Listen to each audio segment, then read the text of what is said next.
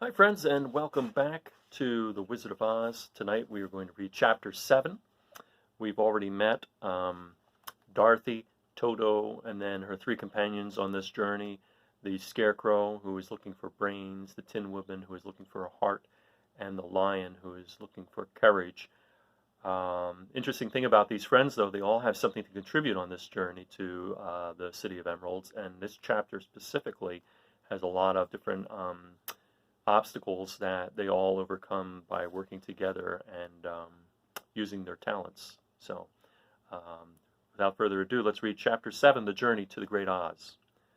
They were obliged to camp out that night under a large tree in the forest, for there were no houses near. The tree made a good, thick covering to protect them from the dew, and the Tin Woodman chopped a great pile of wood with his axe. And Dorothy built a splendid fire that warmed her and made her feel less lonely. She and Toto ate the last of their bread, and now she did not know what they would do for breakfast. "If you wish," said the Lion, "I will go into the forest and kill a deer for you. You can roast it by the fire, since your tastes are so peculiar that you prefer cooked food, and then you will have a very good breakfast." "Don't, please don't," begged the Tin Woodman. "I should certainly weep if you killed a poor deer, and then my jaws would rust again." But the Lion went away into the forest and found his own supper, and no one ever knew what it was, for he didn't mention it.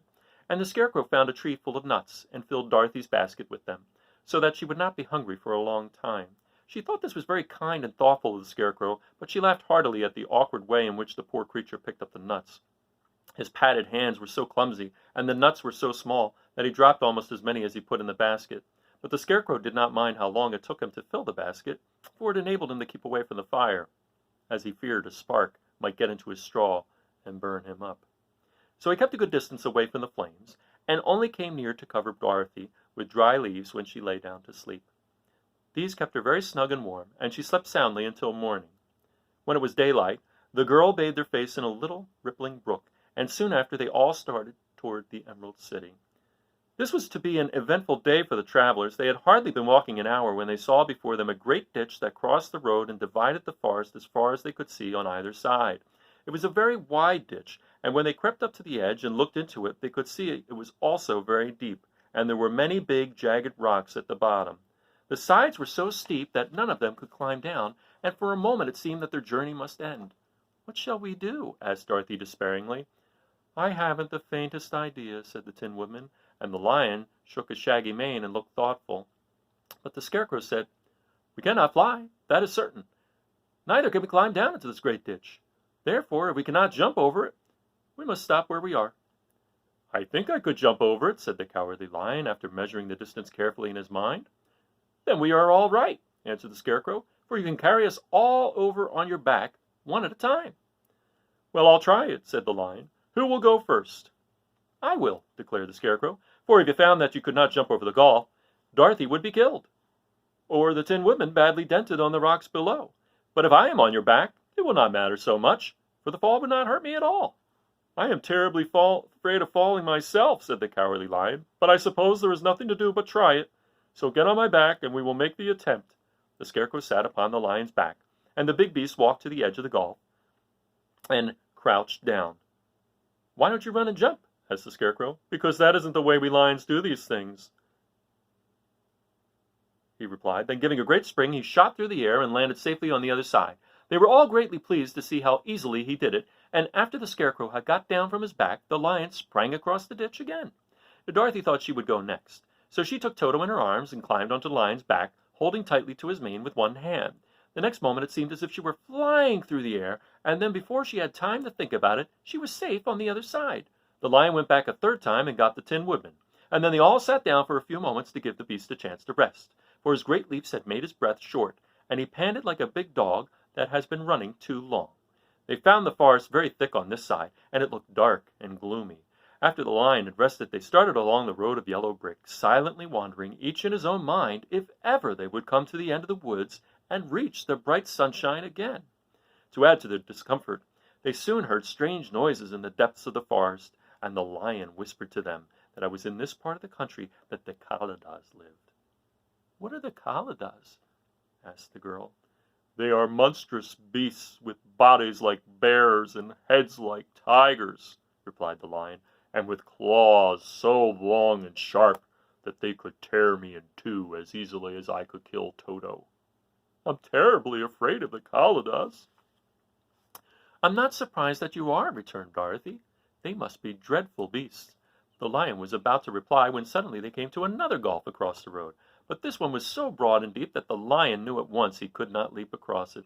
So they sat down to consider what they should do, and after serious thought the Scarecrow said, "Here is a great tree standing close to the ditch. If the Tin Woodman can chop it down so that it will fall to the other side, we can walk across it easily." "That is a first-rate idea," said the lion. "One would almost suspect you had brains in your head instead of straw." The woodman set to work at once, and so sharp was his axe that the tree was soon chopped nearly through. Then the lion put his strong front legs against the tree and pushed with all his might, and slowly the big tree tipped and fell with a crash across the ditch, with its top branches on the other side. They had just started to cross this queer bridge when a sharp growl made them all look up, and to their horror they saw running toward them two great beasts with bodies like bears and heads like tigers. "They are the Kalidas," said the cowardly lion, beginning to tremble.